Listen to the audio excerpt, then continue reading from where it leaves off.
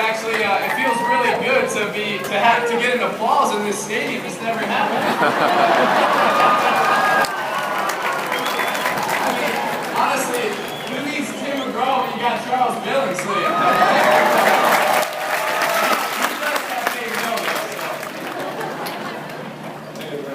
Hey, Tim, when we were together the other day, we were joking about some of the ways that people sometimes tease you about your throwing, and then you reminded me that you threw it good enough to beat the Chargers last time you were here.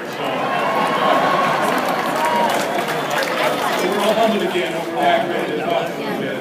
That was a fun day. Yeah. You know what? This is a great place. Many of us have been here many times and seen some incredible games and great outpouring of courage.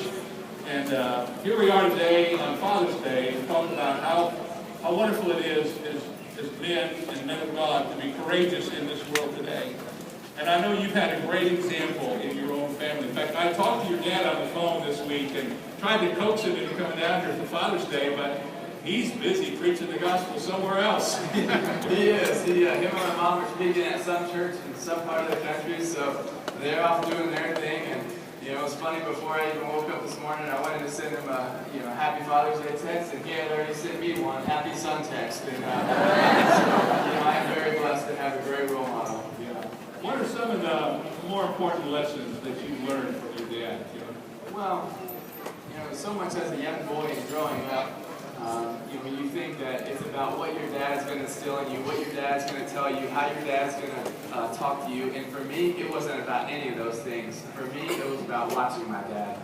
Because he could say whatever he wanted, but I watched him, how he acted, how he was, how he treated my mom, how he treated my four siblings. And that's where I learned the most from my dad, is because it wasn't about what he said, it was about what he did in front of me and my siblings my whole life. And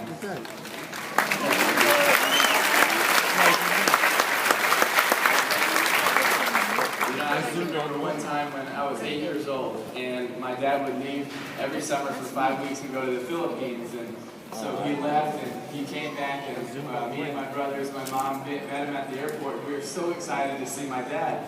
And so we ran up to the gate, we gave him big hugs, we got in the car, and my dad was like, I gotta make a quick stop. So we were driving home, we pulled into Blockbuster, back when there actually were Blockbusters. And so we said, y'all wait in the car. And he went inside, he rented a VHS at that time, and he came back out, got in the car, we're like, Dad, what is it, what are we gonna watch?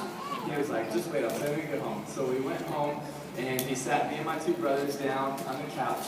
And the rest of my family was there, but it was just about me and my two brothers. And he looked at us and he said, guys, I know that you are all ambitious, that you all have goals that you want to accomplish. And he said, I want to help you do whatever I can to accomplish those goals.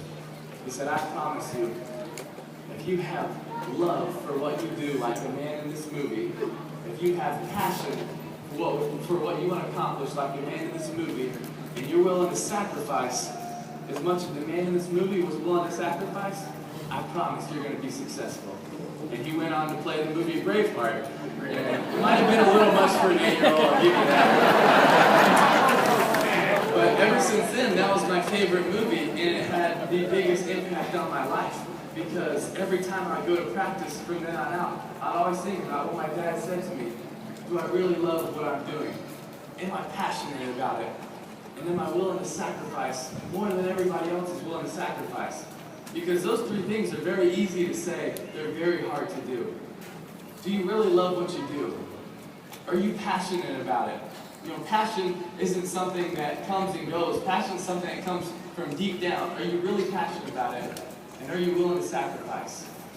Because if you have those three things, and whatever it is that you're trying to accomplish, I think you're probably going to be pretty successful. That's true.